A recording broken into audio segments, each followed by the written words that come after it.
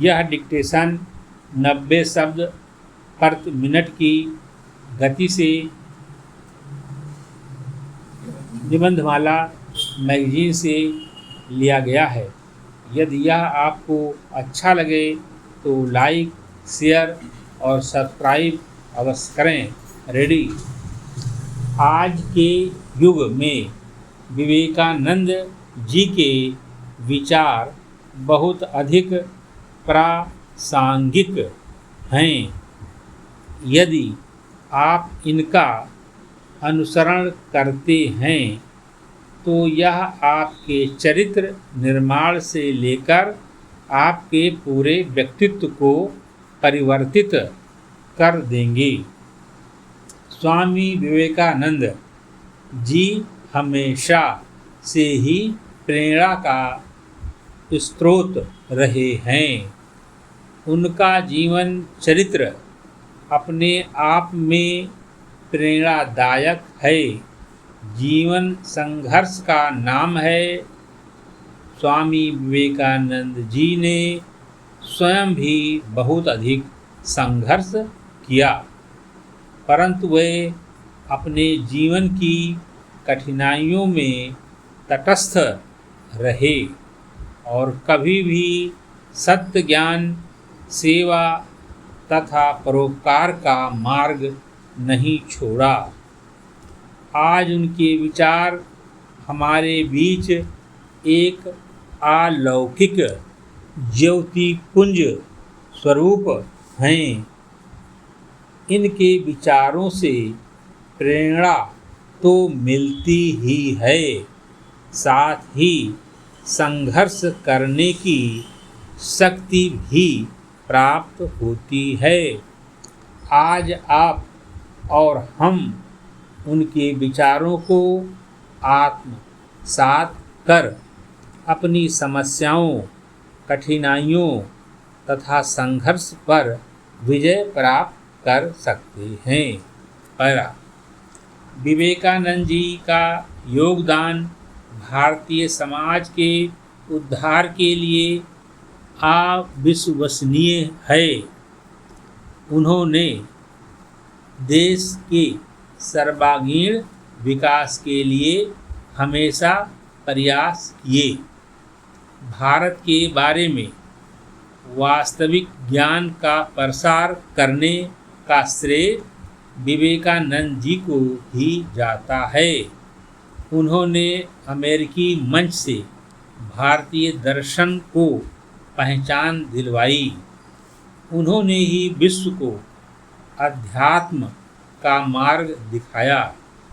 विवेकानंद जी ने मई 1897 में रामकृष्ण मिशन की स्थापना की, जिसका परम उद्देश्य वेदांत दर्शन का प्रचार करना है तथा मानव सेवा और परोपकार करना है। पहला, उन्होंने शिक्षा और चरित्र निर्माण पर बल दिया है। वे मैकाले द्वारा प्रस्तावित उस समय की शिक्षा प्रणाली के विरोधी थे, क्योंकि इस शिक्षा प्रणाली के माध्यम से केवल इंग्लिश बाबुओं का ही जन्म होता है। इससे छात्रों के विकास में पग बाधा अपनी आनी तय थी। विवेकानंद जी चाहते थे कि देश के युवाओं का सर्वांगीण चतुर्दिक विकास हो। वे छात्रों की व्यवहारिक शिक्षा पर अधिक बल देते थे। वे चाहते थे कि देश का युवा आत्मनिर्भर बने। पहला, स्वामी जी के अनुसार शिक्षा का मूल उद्देश्य व्यक्तित्व का निर्माण और व्यवहारिक जानकारी प्राप्त करने से है। यदि किसी व्यक्ति में इन दोनों ही तत्वों की कमी है तो ऐसी शिक्षा किस काम की।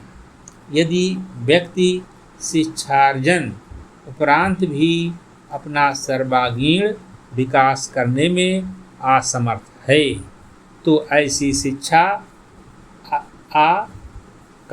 अकारथ, निरालंब व निराधार है। विवेकानंद जी के अनुसार हमें ऐसी शिक्षा चाहिए जिससे चरित्र का गठन हो, मन का बल बढ़े, बुद्धि का विकास हो और व्यक्ति स्वावलंबी बने। उनके अनुसार शिक्षा से तात्पर्य मनुष्य की अंतरात्मा पूर्णता की अभिव्यक्ति से है।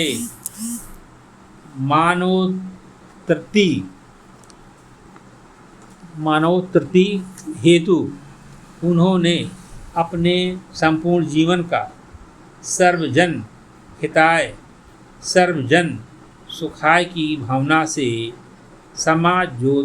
समाजोत्थान में निरत रहते हुए उत्सर्ग कर दिया। समाप्त। यह डिक्टेशन 90 शब्द प्रति मिनट की गति से दैनिक जागरण समाचार पत्र के संपादकीय पेज से है। यदि यह आपको अच्छा लगे तो लाइक, शेयर और सब्सक्राइब अवश्य करें। रेडी। अभी मानसून की विदाई ही हुई है, लेकिन पंजाब में फसलों के अवशेष यानी पराली जलनी शुरू हो गई। यह इसलिए अनपेक्षित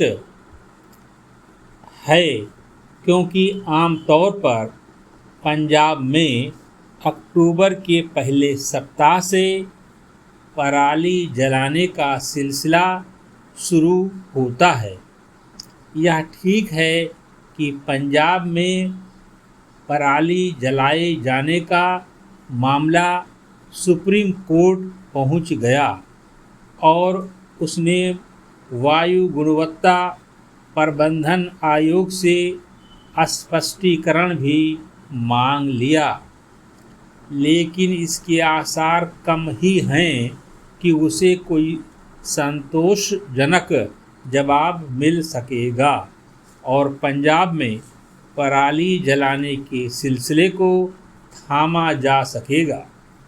पंजाब में पराली जलाए जाने से यही पता चलता है कि अभी तक वहाँ ऐसे प्रबंध नहीं किए जा सके हैं कि किसानों को फसलों के अवशेष न जलाने पड़ें, और यदि वे ऐसा करें तो उन्हें इससे रोका जा सके। यह निराशाजनक है कि पंजाब, हरियाणा, राजस्थान, उत्तर प्रदेश आदि में पराली को जलाने से रोकने के लिए पिछले कई वर्षों से तमाम प्रयत्न किए जा रहे हैं, लेकिन वे प्रभावी नहीं सिद्ध हो पा रहे हैं। चिंताजनक यह है कि इन राज्यों की देखा देखी अन्य राज्यों में भी पराली जलाई जाने लगी है। ऐसा इसीलिए हो रहा है क्योंकि किसानों के समक्ष ऐसे उपाय पेश नहीं किए जा सके हैं जिससे उन्हें पराली ना जलानी पड़ा। चूँकि पंजाब, हरियाणा आदि में पराली जलाए जाने से उठने वाला धुआं देश की राजधानी में वायु की गुणवत्ता को कहीं अधिक प्रभावित करता है।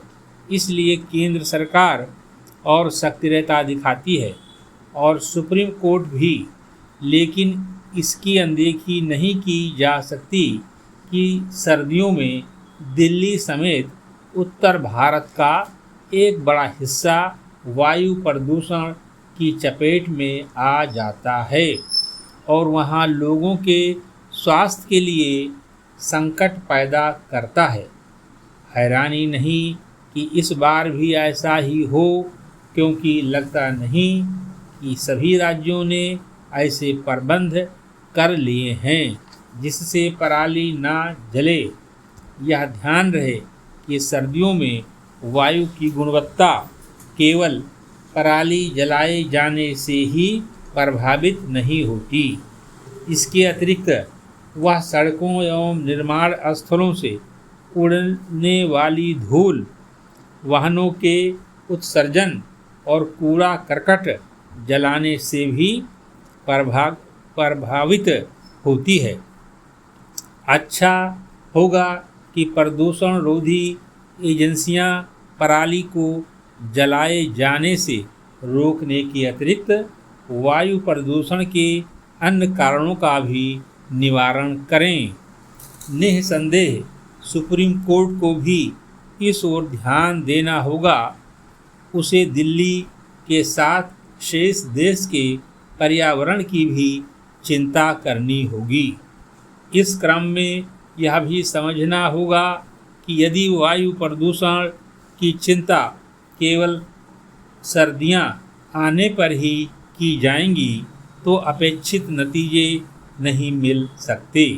वायु प्रदूषण से निपटने की तैयारी वर्ष भर करनी होगी, क्योंकि अब बरसात को छोड़कर देश के बड़े हिस्से वायु की खराब गुणवत्ता से जूझते रहते हैं। वायु प्रदूषण केवल जनजीवन पर ही बुरा असर नहीं डालता, बल्कि वह देश की छवि भी मलिन करता है। समाप्त।